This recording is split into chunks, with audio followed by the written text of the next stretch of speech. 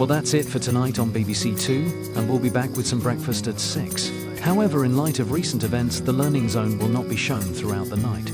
So, instead, we'll be leaving you with some pages from CEEFAX.